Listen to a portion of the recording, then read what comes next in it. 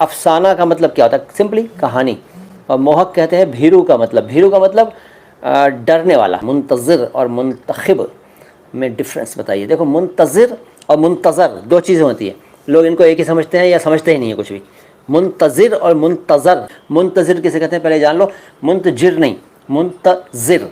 मुंतज़िर कहते हैं उस इंसान को जो इंतज़ार कर रहा हो, वेट करने वाला, मुंतज़िर। और मुंतज़र उसे कहते हैं जिसका इंतज़ार किया जा रहा हो। ये अंतर मालूम था क्या? किस किस को मालूम था? कमेंट बॉक्स में लिख तो दो, और नहीं मालूम था तो भी बता दो कि मुझे नहीं मालूम था। लाइक, सब्सक्राइब, शेयर, कमेंट करने में आलस से करोगे तो कुछ नहीं सीखोगे। ठीक है, तो मुंतज़िर मुंतज़र का अर्थ हो गया।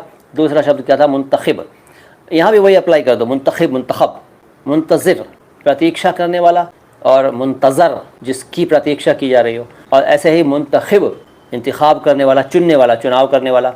और मुंतखब जिसको चुना जा रहा हो या चुना गया हो।